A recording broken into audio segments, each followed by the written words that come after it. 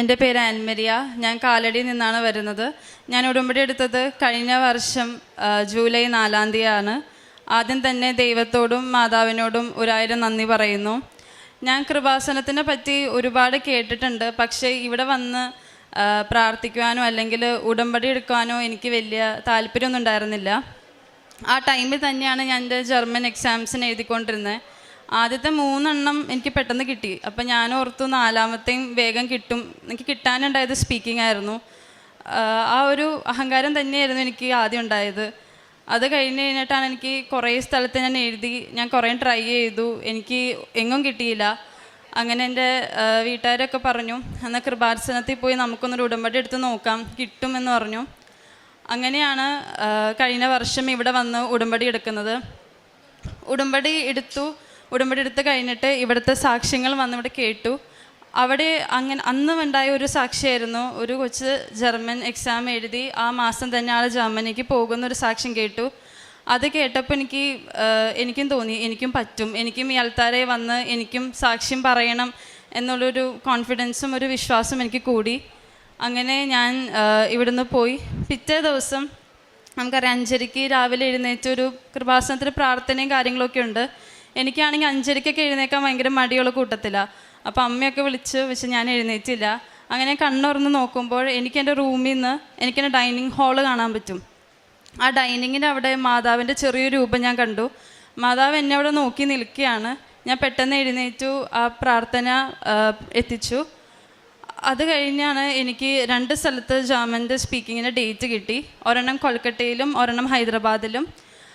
കൊൽക്കട്ടയിൽ എഴുതി ഞാൻ പാസ്സായി. 2 സ്ഥലത്തും പോയപ്പോൾ ഞാൻ മാതാവിൻ്റെ കാശരൂപവും തൈലം കൊണ്ടൊക്കെയാണ് പോയത്. എന്നാൽ ഹൈദരാബാദ് ഞാൻ എക്സാം എഴുതാൻ പോയപ്പോൾ നമുക്കറിയാം സ്പീക്കിങ്ങിൻ്റെ എക്സാം നമുക്ക് എഴുതുമ്പോൾ ഒരു പാർട്ട്ണറും കൂടി നമുക്ക് കൂടെ വേണം സ്പീക്കിംഗ് പറയാൻ വേണ്ടിയിട്ട്. ഹൈദരാബാദ് അങ്ങനെ എനിക്ക് ഒരു പാർട്ട്ണറൊന്നും ഉണ്ടായിരുന്നില്ല. അവിടുത്തെ എക്സാമിനർ പറഞ്ഞു നിനക്ക് പാർട്ട്ണർ ഇല്ല, നീ ഒറ്റയ്ക്കാണ് പറയേണ്ടതെന്ന് പറഞ്ഞു. അങ്ങനെ എനിക്ക് ആകെ ടെൻഷനായി, എന്താ ചെയ്യേണ്ടതെന്ന് അറിഞ്ഞുകൂടാ. അങ്ങനെ ഇരിക്കുന്ന സമയത്താണ് ഞാൻ എക്സാം ഹാളിൽ കയറി മാതാവിൻ്റെ കാശരൂപം മുറുക്കെ പിടിച്ച് പ്രാർത്ഥിച്ചു. എക്സാമിനായിട്ട് ഇങ്ങോട്ടേക്ക് ചോദിച്ചു, നിനക്ക് എന്തെങ്കിലും പോയിൻറ്റ്സ് ഞാൻ പറഞ്ഞു തന്നോ എന്ന് ചോദിച്ചു. അപ്പോൾ എനിക്ക് മനസ്സിലായി എൻ്റെ മുന്നിൽ മാതാവ് തന്നെയാണ് നിൽക്കണേന്ന് എനിക്ക് മനസ്സിലായി.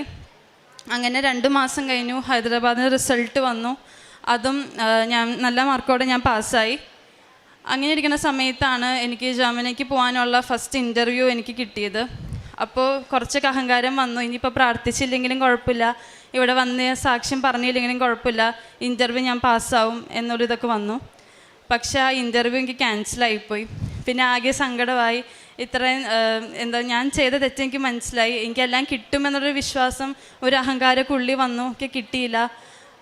അത് കഴിഞ്ഞിട്ട് അപ്പം എനിക്ക് തോന്നിയൊരു കാര്യം, നമ്മൾ എന്തൊക്കെയായെന്ന് പറഞ്ഞാലും, നമ്മൾ എന്തൊക്കെ പഠിച്ചു, എങ്കിൽ എത്ര വലിയ ആളാണെന്ന് പറഞ്ഞാലും ദൈവത്തിനൊരു അനുഗ്രഹം ഇല്ലെങ്കിൽ നമ്മൾ ജീവിതത്തിൽ വലിയൊരു വട്ടപൂജ്യം മാത്രമാണ്. അങ്ങനെ 2ാമത് ഉടമ്പടി എടുത്ത് പുതുക്കി ഇവിടെ വന്ന് വീണ്ടും പ്രാർത്ഥിച്ചു. അങ്ങനെ 2ാമതൊരു ഇൻ്റർവ്യൂ കിട്ടി, അത് പാസ്സായി. ഈ മാസം 31-ാം തീയതി ഞാൻ ജർമ്മനിക്ക് പോവുകയാണ്. അതുമാത്രമല്ല, അച്ഛൻ്റെ ഡെയിലി ബ്രെഡിൽ അച്ഛൻ എപ്പോഴും പറയാറുണ്ട് രേഖ വെച്ച് പ്രാർത്ഥിക്കണം, രേഖ അച്ഛനെ ആശീർവദിക്കാറുണ്ട്. അപ്പം ഞാൻ ഈ പാസ്പോർട്ട് കൈ പിടിച്ച് ഞാൻ പ്രാർത്ഥിക്കുന്ന ഒരു കാര്യം എന്ന് പറഞ്ഞാൽ, എനിക്ക് വിസ അടിച്ച് വരുമ്പോൾ 7-ാമത്തെ പേജിൽ വിസ അടിച്ച് വരണം എന്നുള്ളത്. വിസ വന്നപ്പോഴും കൃത്യം 7-ാമത്തെ പേജ് തന്നെയാണ് എനിക്ക് വിസ അടിച്ച് വന്നത്. അങ്ങനെ ഒരുപാട് അനുഗ്രഹങ്ങൾ മാതാവ് എനിക്ക് നൽകി. ആത്മീയ കാര്യങ്ങളായിട്ട് ഞാൻ ചെയ്തത്, ഞാൻ കൃപാസനത്തിൻ്റെ പത്രം എല്ലാ വീടുകളും കൊണ്ട് കൊടുക്കാറുണ്ട്, ബൈബിൾ വായിക്കാറുണ്ട്, വചനങ്ങൾ കേൾക്കാറുണ്ട്. എനിക്ക് പറ്റാവുന്ന രീതിയിലൊക്കെ മറ്റുള്ളവരെ സഹായിക്കാൻ ഞാൻ ശ്രമിക്കാറുണ്ട്. ഇത്രയും അനുഗ്രഹം തന്ന മാതാവിനോട് ഒരുപാട് നന്ദി പറയുന്നു.